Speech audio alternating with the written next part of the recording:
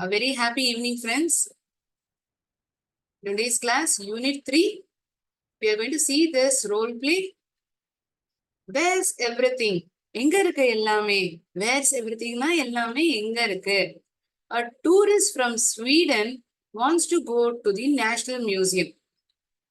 ஒரு சுற்றுலா பயணி நேஷனல் மியூசியமுக்கு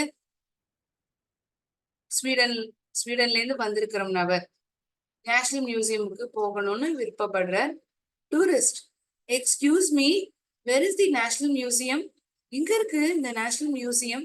இதுக்கு சண்டாரு சொல்றான், it's in the main street. அது வந்து மெயின் ஸ்ட்ரீட்ல இருக்கு. நான் எப்படி போக முடியும் அந்த மெயின் ஸ்ட்ரீட்டுக்கு? How can I go to the main street? Go along this road and take left. இந்த வழியாகவே சென்று இடது பக்கம் திரும்புக. It's the main street. அதுதான் main street.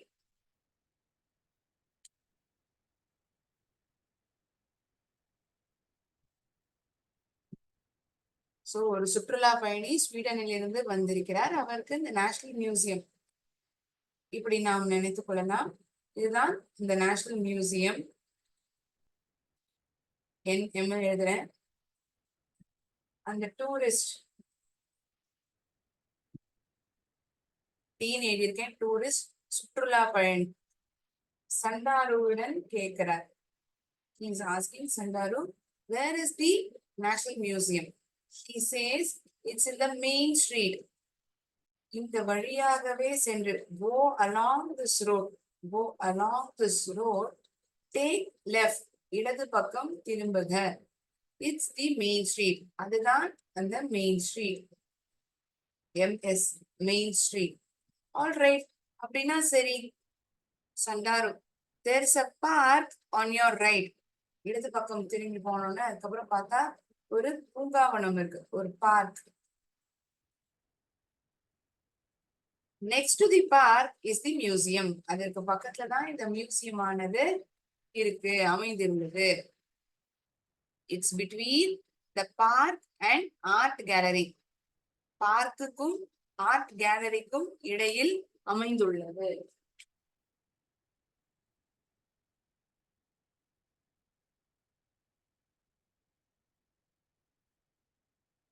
Un moment.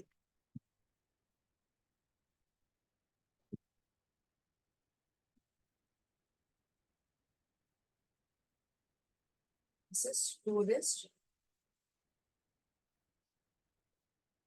He conversates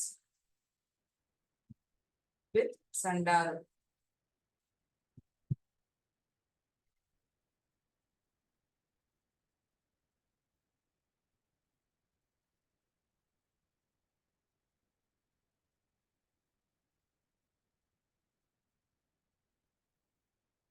இவர் எங்கிருந்து வந்திருக்கிறார்? இந்த சுற்றுலா பயணி ஸ்வீடனிலிருந்து வந்திருக்கிறார். இவர் சண்டாருவுடன் உரையாடலில் ஈடுபடுகிறார். அப்பொழுது அவர் கேட்கிறார், இந்த மெயின் ஸ்ட்ரீட் ஆனது எங்கிருக்கிறது என்று. அதுக்கு இவர் டூரிஸ்ட், இந்த சுற்றுலா பயணியிடம் வழி சொல்கிறார். இந்த வழியாகவே சென்றார். Go along this road and take left. இடது பக்கம் திரும்புக. Take left. It's the main street. இதுதான் மெயின் ஸ்ட்ரீட். இடது பக்கம் திரும்பி போனோம்னா main street. There is a park on your right. அவருடைய வலது பக்கத்துல வந்து பார்க் இருக்கு. இடது பக்கத்துல, I'm sorry, next to the park is the museum. It's between the park and art gallery. Art gallery மற்றும் பார்க் இடையில் இந்த நேஷனல் மியூசியம் ஆனது அமைந்துள்ளது.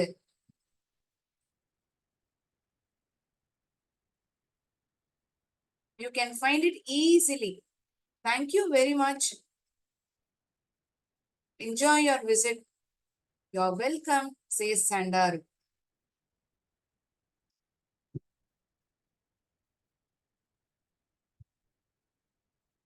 Sandaru conversates with this tourist. The சுற்றுலா பயணியிடம் இந்த சண்டாரு உரையாடலில் ஈடுபடுகிறார்.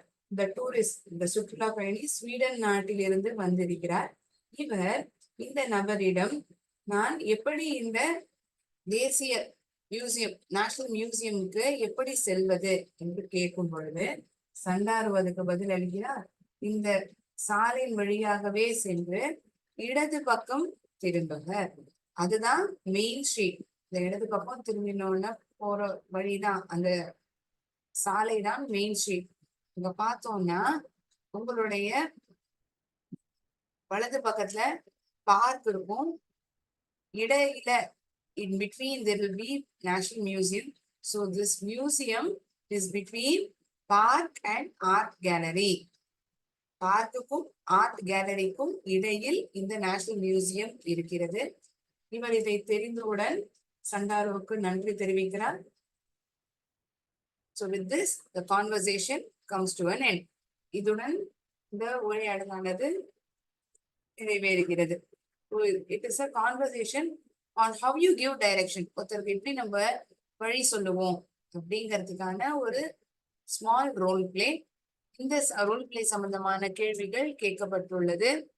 Read the role play and put a tick mark or a cross mark.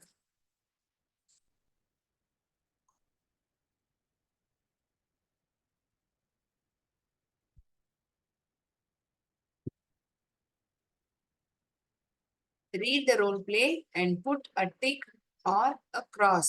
சரியான பதிலாக இருந்தால் டிக்கும், தவறுதலான பதிலாக, அதாவது இந்த வாக்கியமானது தவறுதலாக கொடுக்கப்பட்டிருந்தால் நாம் இன்டு மார்க்கை செலுத்த வேண்டும். There are two characters in the dialogue. இந்த உரையாடலில் நாம் 2 நபர்களை காண்கிறோம். அது 2 characters or more than 2 characters? Exactly 2. யார் 2 பேர்? இந்த சுற்றுலா பயணி மற்றும் சண்டாரு. அதனால் இந்த பதிலானது சரி இல்லையா? So you put a tick mark. So I have put a tick mark over there. The tourist wants to go to art gallery.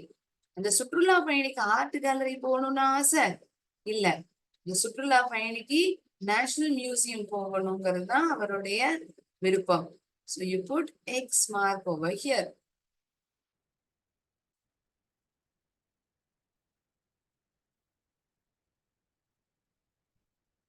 They are in the main street now.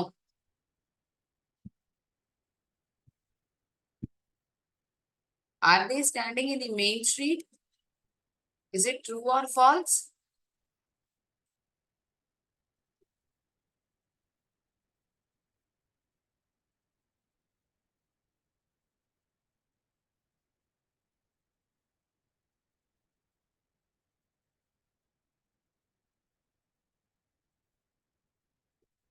He is asking where to go to the National Museum.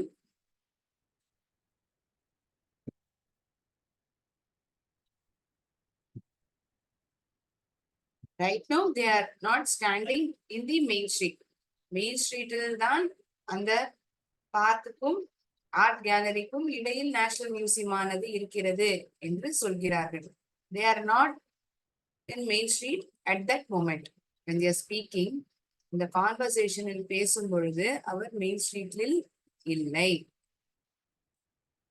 The park is in the main street. Park வந்து, இந்த பூங்கா வந்து main ஸ்ட்ரீட்ல இருக்கா? And someone say whether the park is in main street?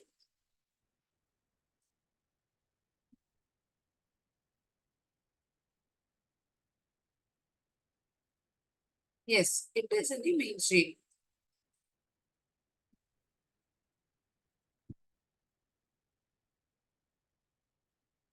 Sandaru knows how to go to the museum. Yes, he knows how to go to the museum. அவருக்கு தான் வழி தெரியும் எப்படி அந்த மியூசியமுக்கு போகணும்னு. டூரிஸ்ட் அந்த டூரிஸ்ட் வந்து வழி தெரியாது. அதனால தானே சந்தாருட்ட கேட்கிறான். So Sandaru knows how to go to the museum. So these are the answers pertaining to this role play.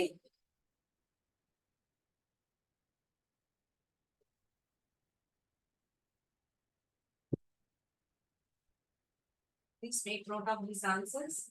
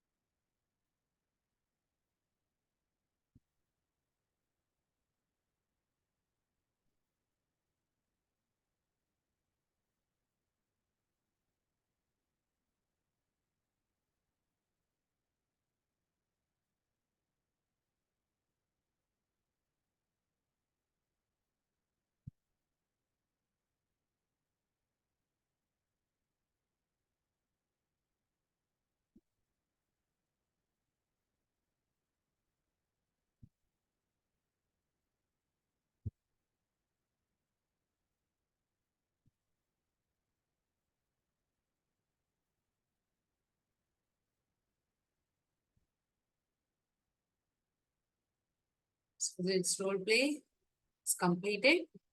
Next, you move on to a different activity.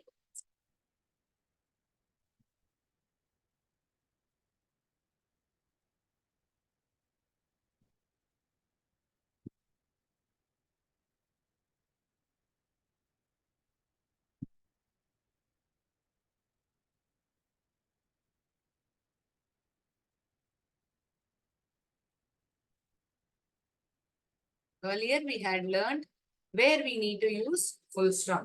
ஒரு வாக்கியமானது முடிவடையும் பொழுது நாம் முற்றுப்புள்ளியை வைக்கிறோம். It means that the sentence is coming to an end. எப்படி ma'am நம்மளால அந்த sentence வந்து முடிவுக்கு வருது அப்படின்னு கண்டுபிடிக்க முடியும்?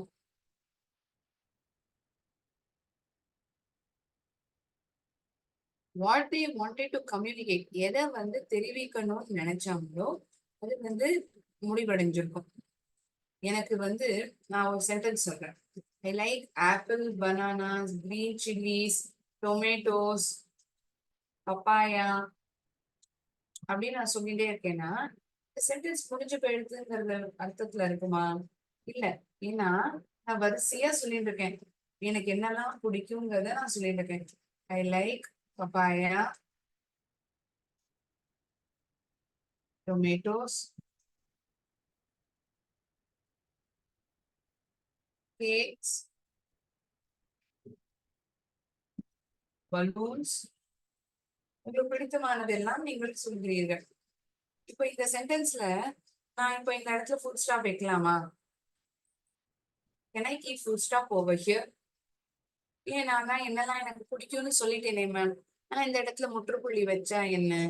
இந்த இடத்துல இப்படி வைக்க கூடாது. இப்படி வச்சா இது தப்பு. ஏன் தப்பு அப்படின்னா உங்களுக்கு பிடித்தமான பொருட்கள் எல்லாம் நீங்கள் சொல்கிறீர்கள், சரிதான். ஆனால் அந்த வாக்கியத்தில் நீங்கள் உங்களுக்கு என்னெல்லாம் விருப்பமானது என்று தெரிவிக்கும் பொழுது கடைசியாக சொல்ல விரும்புவதை அந்த வார்த்தைக்கு முன்பாக and என்ற வார்த்தையை நாம் சேர்த்திருந்திருக்கோம். and bananas, மற்றும். அப்படி என்றால் இந்த வாக்கியம் உங்களுக்கு என்னெல்லாம் பிடிச்சிருக்கு அப்படின்னு நீங்க சொல்லி முடிச்சிட்டீங்க. You have completed telling what and all you are liking. உங்களுக்கு என்னெல்லாம் பிடிச்சிருக்கு அப்படிங்கறத சொல்லி முடிக்க போறீங்கிறது எப்படி தெரியும்னா கடைசியாக வார்த்தை சொல்வதற்கு முன்பாக and என்ற வார்த்தை சேர்க்கப்பட்டிருக்கும். இந்த வரிசையில் நாம் போய்கொண்டே இருந்தால் இந்த பலூனுக்கு பிறகு முற்றுப்புள்ளி நாம் வைக்க மாட்டோம். After this word and bananas, when you are listing many things, listing out items,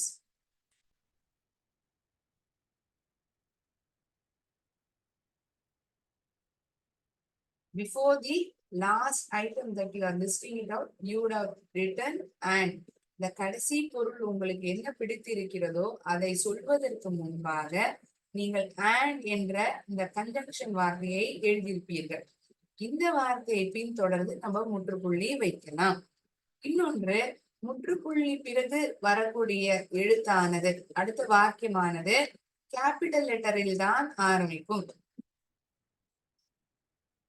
the word of the next sentence always begins with capital letter.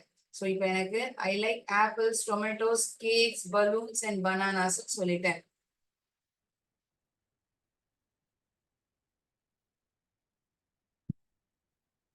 My mother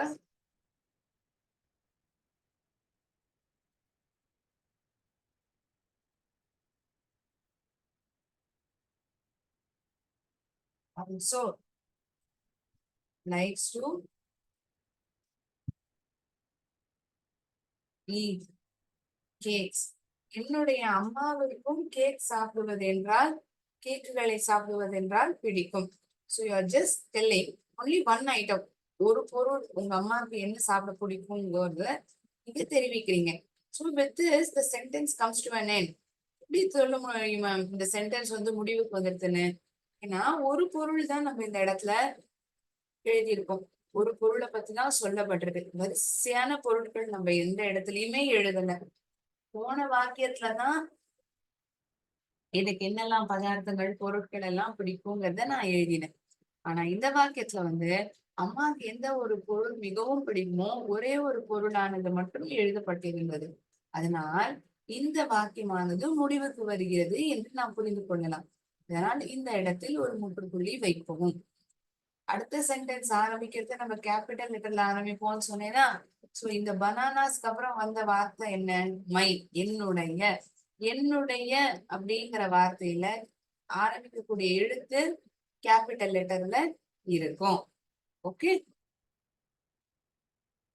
Not only proper nouns are written in capital letter, soon after the full stop, the sentence that is beginning is always written in capital letter. Proper நவுன்னா என்ன ma'am? ஒரு இடத்தின் பெயர் ஒரு நபரின் பெயர் ஆனது சொல்லப்படுகிறது என்றால் அந்த எழுத்தை நாம் கேபிட்டல் லெட்டரில் எழுதுவோம். இங்க அப்படியா? இது வந்து ப்ராப்பர் நவுனா? என்னுடைய அப்படின்னு சொல்றேன். அது ஏன் மேம் கேபிட்டல் லெட்டர்ல எழுதணும்? ஏன் எழுதணும்னா இந்த வாக்கியமானது ஒரு புது வாக்கியம். போன வாக்கியத்துக்கும் இந்த வாக்கியத்துக்கும் இடையில் முற்றுப்புள்ளியானது வைக்கப்பட்டுள்ளது. போன வாக்கியமானது முடிந்து விட்டது. இது அடுத்த ஒரு சென்டென்ஸ் இன்னொரு அர்த்தத்தை தெரிவிக்கக்கூடிய ஒரு வாக்கியம். அதனால் அடுத்த வார்த்தையினுடைய முதல் எழுத்தானது கேபிட்டல் லெட்டரில் தான் எழுதப்பட வேண்டும். So after this case you keep full stop once again. Okay. Sentence always begins with capital letter. Soon after the full stop, the next word also begins with capital letter. ஒரு வாக்கியமானது எப்பொழுதுமே capital லெட்டரில் ஆரம்பிக்கும். அது மட்டுமல்லாமல் முற்றுப்புள்ளி வைத்த பிறகு எழுதக்கூடிய அந்த வார்த்தை அதனுடைய முதல் எழுத்தும் கேபிட்டல் லெட்டரில் தான் இருக்கும். ஏன் முற்றுப்புள்ளி நம்ம எப்ப வைக்கிறோம்? அந்த சென்டென்ஸ் வந்து நமக்கு அர்த்தம் கொடுத்துருக்கு, இதுக்கப்புறம் ஒன்னும் தொடர்ச்சியா இல்ல அந்த சென்டென்ஸ்ல அப்படிங்கிற பொழுது இப்ப முற்றுப்புள்ளிய வைக்கணும். So there is an activity in our book pertaining to this full stop.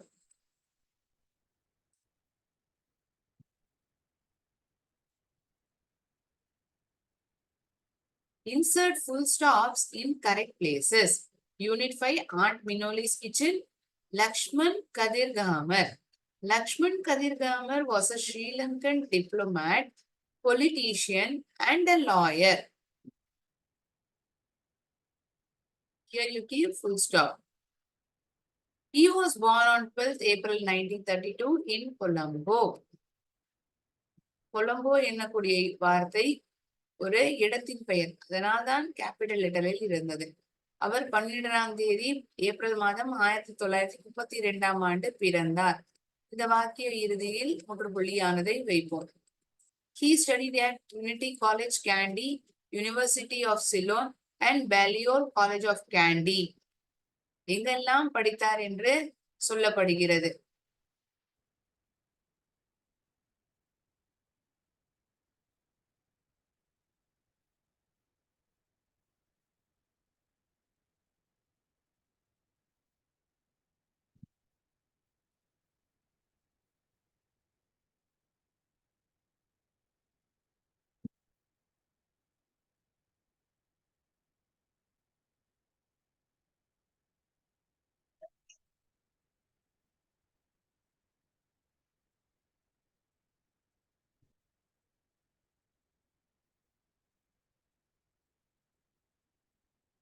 So after college, Candy, we keep a full stop.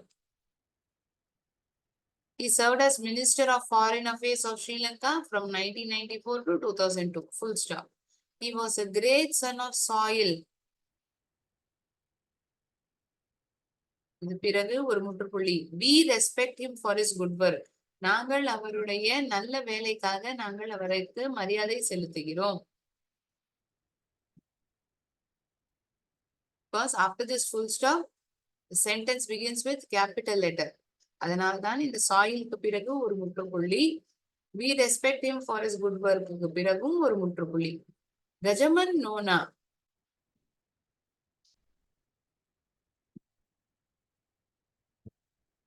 So இந்த சென்டென்சஸ் பார்த்தோம்னா லாயருக்கு பிறகு முற்றுப்புள்ளி, கொலம்போக்கு பிறகு ஒரு முற்றுப்புள்ளி, கேண்டிக்கு பிறகு ஒரு முற்றுப்புள்ளி, 2004 ஆனதுக்கு அப்புறம் ஒரு முற்றுப்புள்ளி, சாயில் ஒரு முற்றுப்புள்ளி, after good work we keep full stop again.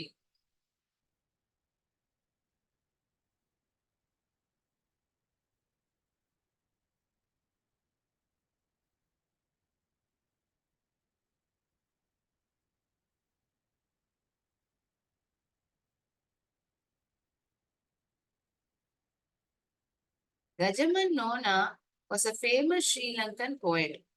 Her real name was Donna Isabella Coronelia.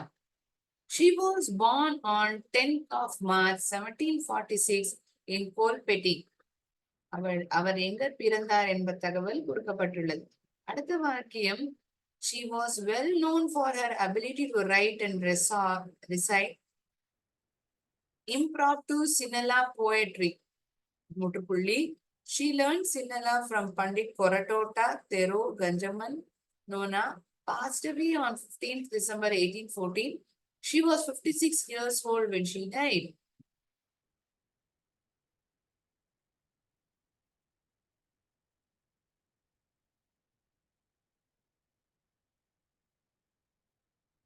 After Donna Isabella Coronelia, full stop.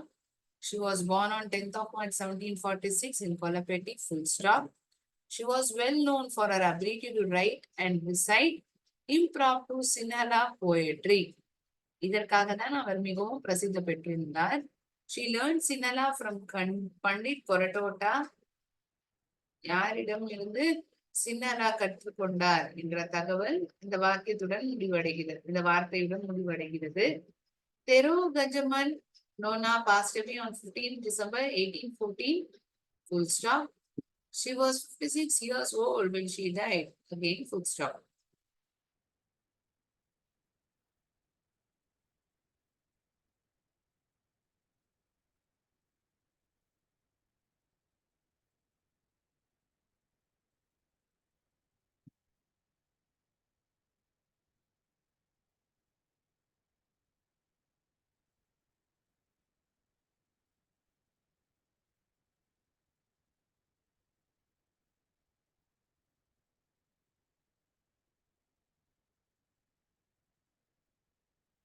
I hope you would have marked the correct places where we need to keep full stop. சரியான இடங்கள் எதெல்லாம் என்று கண்டுபிடித்திருப்பீர்கள் என்று நான் நினைக்கிறேன்.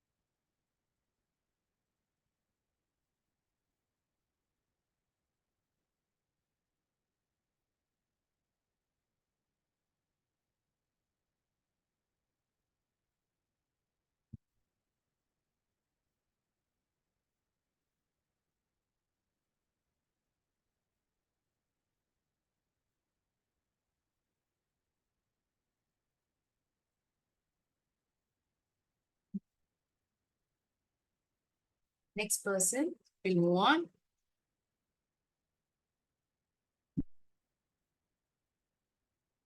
Mohideen Beg was a popular Mohideen Beg was a popular Sri Lankan musician.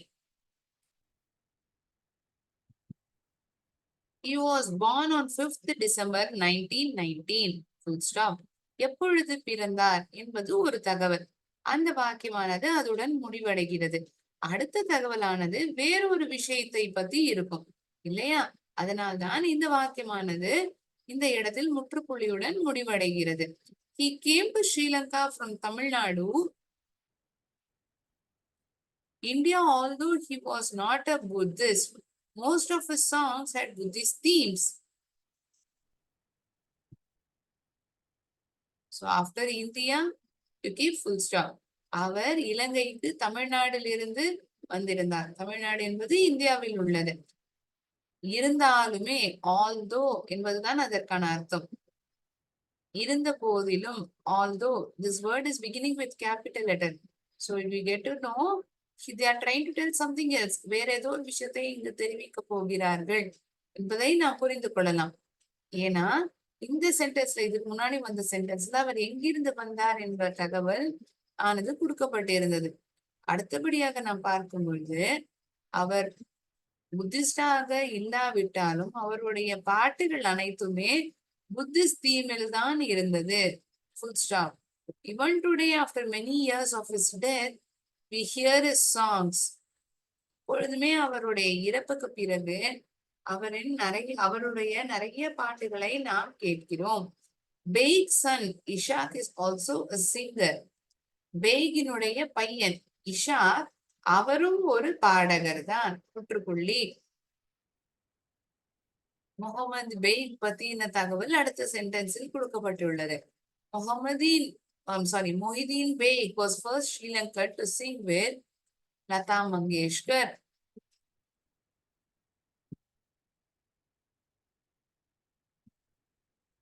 Mohideen Baig என்னக்கூடிய நபர் இலங்கையில் முதல் நபராக லதா மங்கேஷ்கருடன் பாடிய முதல் நபராக அவர் இருந்தார். அவர் 4ஆம் தேதி நவம்பர் மாதம் 1991 இருந்தார். This is another sentence which gives us about his passing away details. எப்பொழுது மறைந்தார் என்ற தகவலை நமக்கு தெரிவிக்கிறது.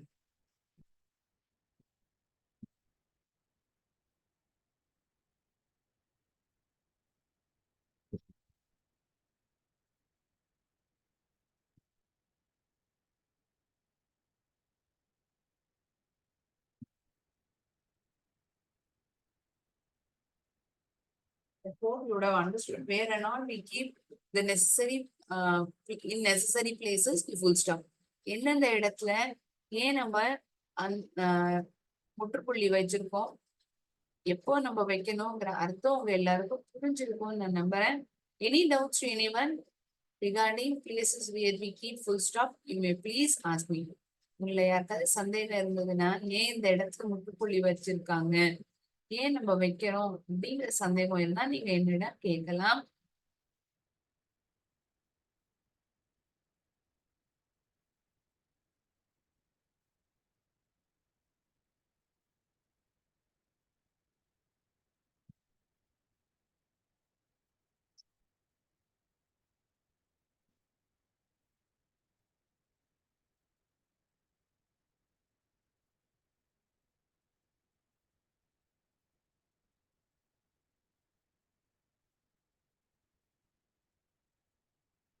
Next, we are going to move on with the activity that is given in our workbook.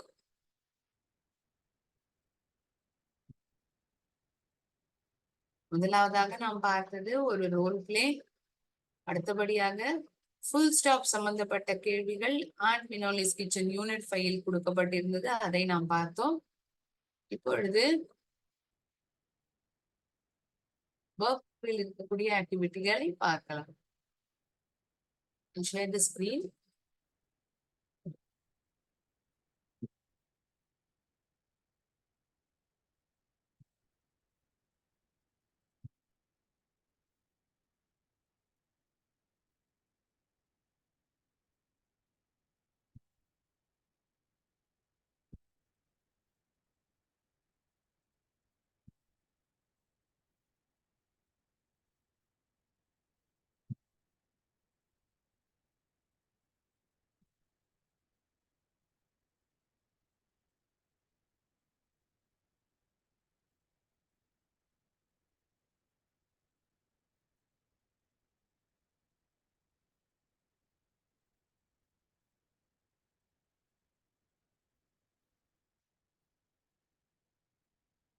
ஒரு வாக்கியமை நாம் ஆரம்பிக்கும் பொழுது கேபிட்டல் லெட்டரில் எழுதுகிறோம்.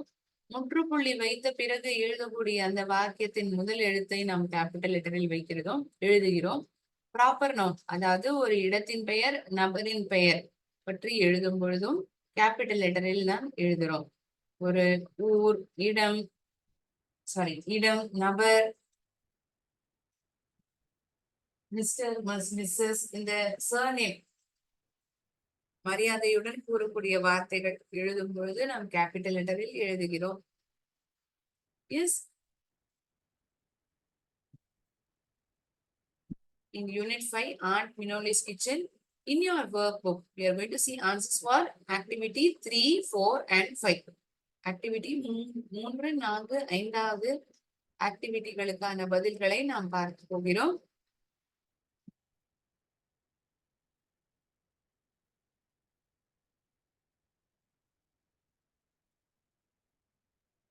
Rewrite this passage using capital letters where necessary. எங்கெல்லாம் அவசியம் இருக்கிறதோ அங்கெல்லாம் நாம் கேபிட்டல் லெட்டரில் எழுத வேண்டும். இட் வாஸ் அ கோல்ட் டே. அன்றைய தினம் ரொம்ப குளிராகவும் இருந்தது.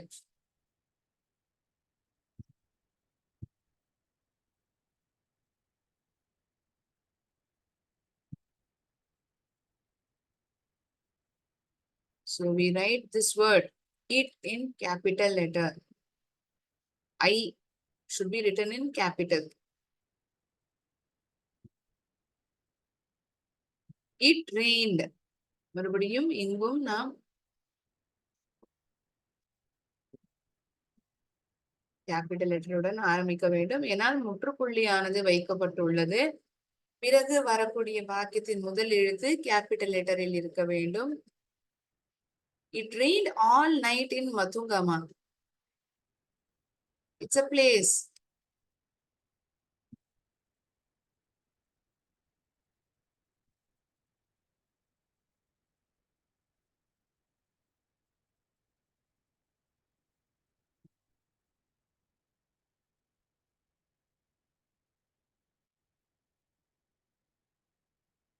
Rahul and I went outside to play. ரஹல் மற்றும் நானும் வெளியில் சென்றோம் விளையாடுவதற்காக. யாரும் ரஹல் மற்றும் நானும். ரஹல் ஒரு நபரினுடைய பெயர். நான், ஐ.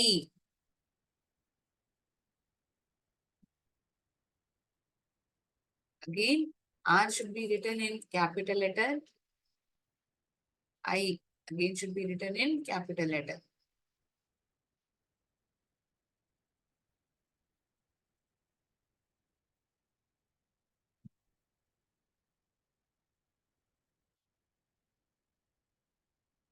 Went outside to play. வெளியே சென்றனர் விளையாடுவதற்காக. We didn't see this much rain. We didn't see this much rain last year. போன வருடம் இந்த அளவுக்கு மழை நாங்கள் பார்க்கவில்லை. Again here W should be in capital letter.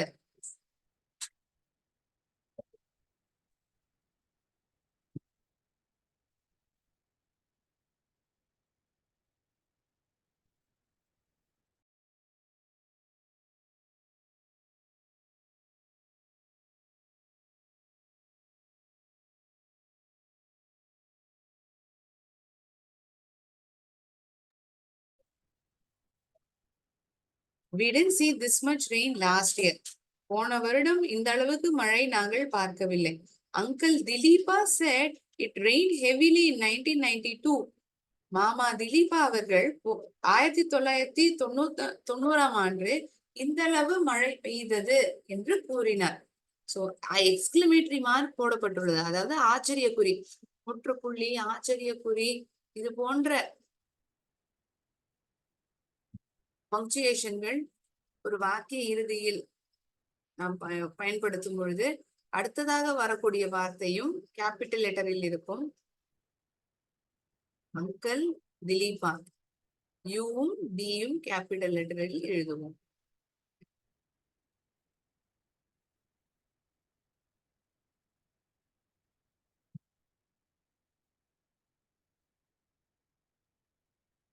Uncle Dileepa said it rained heavily in 1992. Again, Rahul and I is written in small letters. Rahul and I decided to make paper boats to float in the water. ரஹல் மற்றும் நானும் முடிவெடுத்தோம் பேப்பரால் செய்யப்பட்ட ஒரு போட்டுகளை தயாரித்து நீரில் float ஆகும்படி மிதக்கும்படி நாங்கள் செய்வதற்காக திட்டமிட்டோம்.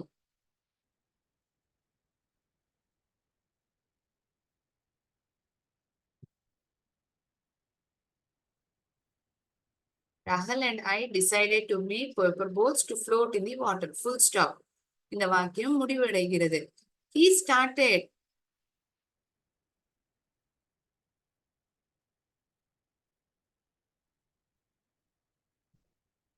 started to fold a big sheet of paper. ஒரு பெரிய பேப்பரை மடிக்கிறதற்காக துவங்கினான். He started. அவன் துவங்கினான். முற்றுப்புள்ளி பிறகு எழுதக்கூடிய வார்த்தை இல்லையா, அதனால் கேபிட்டல் லெட்டரில் நாம் எழுத வேண்டும்.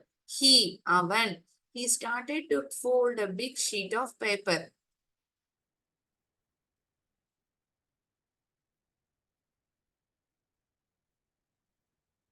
I colored the boat. நான் போட்டை கலர் செய்தேன். இந்த வாக்கியத்தில் then என்ற வார்த்தை T கேபிட்டல் லெட்டர் சரியான இடத்தில் பயன்படுத்தியுள்ளது.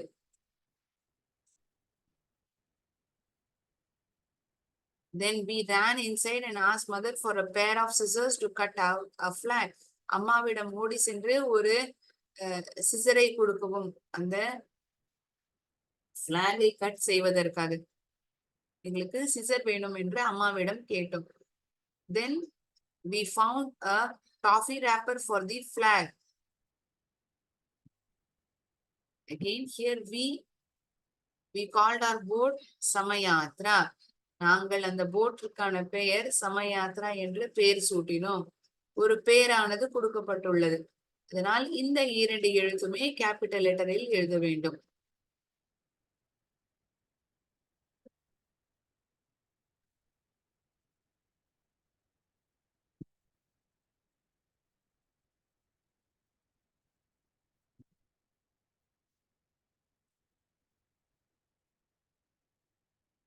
Full stop.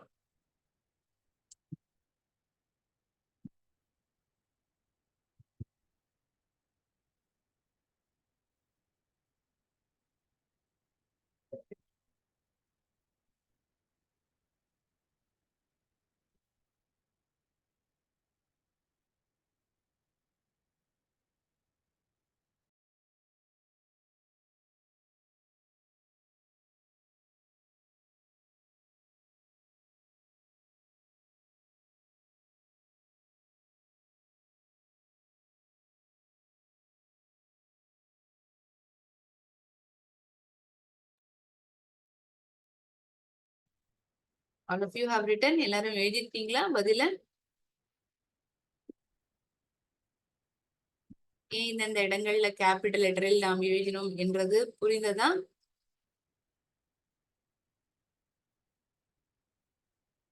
Where we are writing capital letters, why it is written, is everything clear? ஒரு இடத்தின் பெயரானது ஒரு நபரின் பெயரானது எழுதப்படும் இடத்தில் கேபிட்டல் லெட்டரில் நாம் எழுத வேண்டும். ஒரு முற்றுப்புள்ளி ஒரு எக்ஸ்கிளமேட்டரி மார்க்கு பிறகு எழுதக்கூடிய முதல் வார்த்தையின் அந்த வார்த்தையின் முதல் எழுத்து கேபிட்டல் லெட்டரில் இருக்கும். சென்டென்ஸ் ஆரம்பிக்கும் போதும் கேபிட்டல் லெட்டர்ல எழுதியிருப்போம்.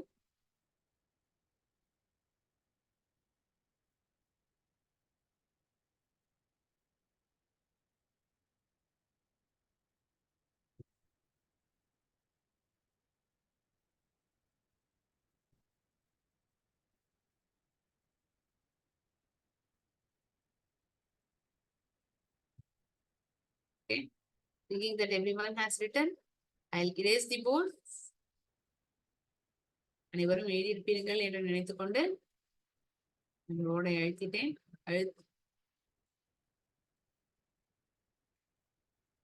So you need to rewrite these sentences in the given lines, okay, with capital letter. எங்கெல்லாம் capital letterல வரும்ங்கிறத நான் சொல்லிட்டேன். Make sentences. வாக்கியங்களை எழுதவும். 11 am I old years.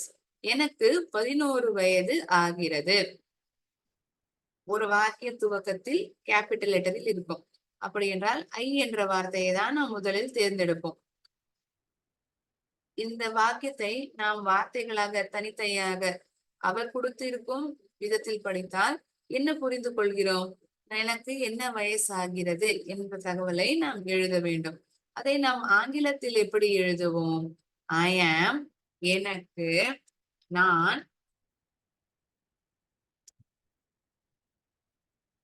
ஐ ஆம்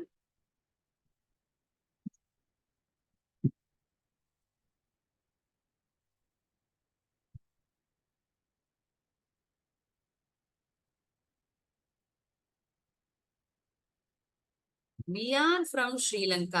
நாங்கள் இலங்கையிலிருந்து வருகிறோம். Are Sri Lanka, we from.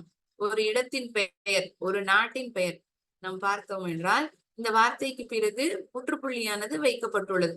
அப்படி என்றால் நாம் என்ன புரிந்து கொள்ள வேண்டும்? இந்த வார்த்தை தான் அந்த வாக்கியத்தின் இறுதி வார்த்தை. வி என்ற வார்த்தை தான் ஆரம்பிக்கக்கூடிய வார்த்தை இந்த வாக்கியத்தில். So we Sri Lanka. உங்களுக்கு புரியல, எப்படி எழுதணும்னு தெரியல அப்படிங்கிற போது இந்த 2 க்ளூ வச்சு எழுதிட்டோம்னு வச்சுக்கோமே. வி ஸ்ரீலங்கா அப்படின்னா என்ன? நாங்கள் இலங்கையிலிருந்து வருகிறோம் அப்படிதான் நீங்கள் சொல்ல விருப்பப்படுகிறீர்கள். we are from.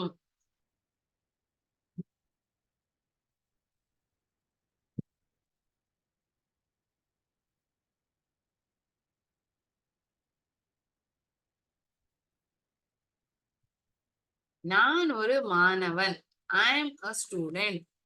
I am, I apostrophe M, ஒரு மாணவன்.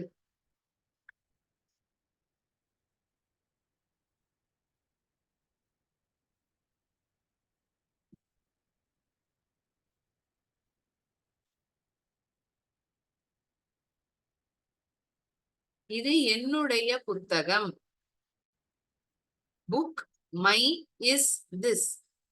புத்தகம் அந்த வார்த்தையுடன் முற்றுப்புள்ளி வைக்கப்பட்டுள்ளது. திஸ் என்ற வார்த்தை கேபிட்டல் லெட்டருடன் ஆரம்பிக்கப்படுகிறது. அப்படி என்றால் சென்டென்ஸ் ஆரம்பத்தில் திஸ் என்ற வார்த்தை உபயோகிக்கிறோம். இது this my book, this my is book அப்படின்னு சொல்லலாமா? ஏன் மேம், புக்கு தான் கடைசி வார்த்தை. திஸ் மை இஸ், இது என்னுடைய புத்தகம். அப்படியே தமிழ்ல இருந்து நம்ம அப்படியே டிரான்ஸ்லேட் பண்ணோம்னா கரெக்ட் தானே? இது என்னுடைய புத்தகம். This is my book. So this gives clear meaning. இது ஒரு நல்ல நாள். It's a nice day. It's a nice day.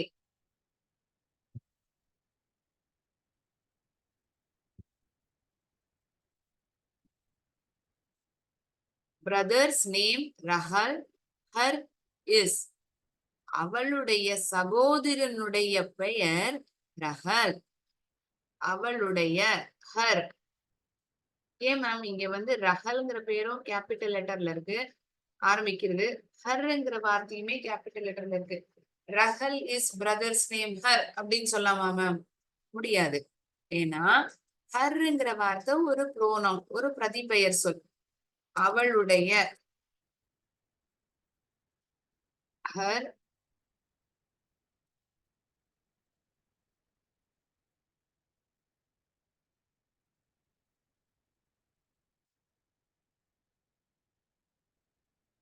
இந்த வார்த்தைக்கு பிறகு முற்றுப்புள்ளி. Mister Kanchana is an engineer.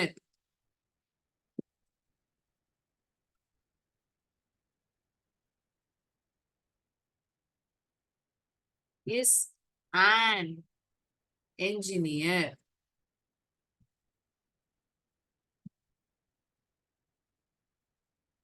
ஒரு ப்ரொஃபஷன், இதனால் கேபிட்டல் லெட்டரில் ஆரம்பிக்கப்படுகிறது. My name Mrs. Fatima is teachers. My teacher's name is Mrs. Fatima. என்னுடைய ஆசிரியருடைய பெயர்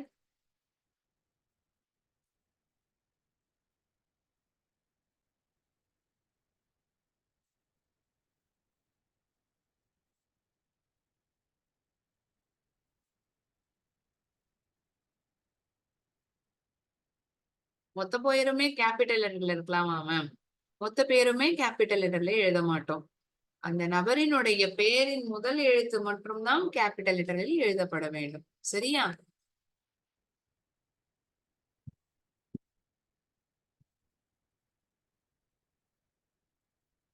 I guess you would have written along with me. பதில்களை என்னுடன் எழுதியிருப்பீர்கள் என்று நினைக்கிறேன். Just 2 more minutes. I'll finish it up. 9th and 10th question. 35 my class students are in there. என்னுடைய வகுப்பில் 35 மாணவர்கள் இருக்கிறார்கள்.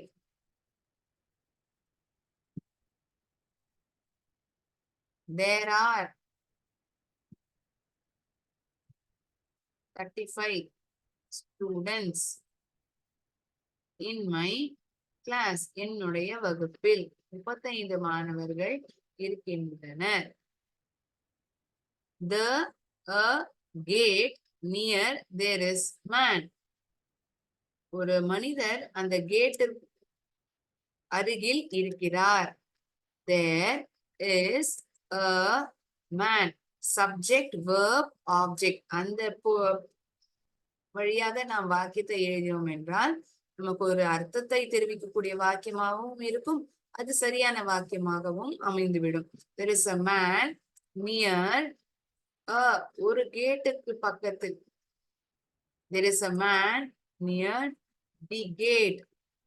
You're telling specifically a gate. ஏதோ ஒரு கேட்டை வந்து குறிப்பா சொல்றீங்க, அதனாலதான் the gate. இந்த சென்டென்ஸ் ஆன அப்புறம் முற்றுப்புள்ளி. Okay. I hope in today's session the role play conversation was clear. Question answers pertaining to that activity was also discussed. Full stop, capital letters, where we need to use. I have explained it well and discussed the answers in our workbook as well. Any doubts to anyone, please ask me. ஏதாவது சந்தேகம் இருந்தால் நீங்கள் கேட்கலாம்.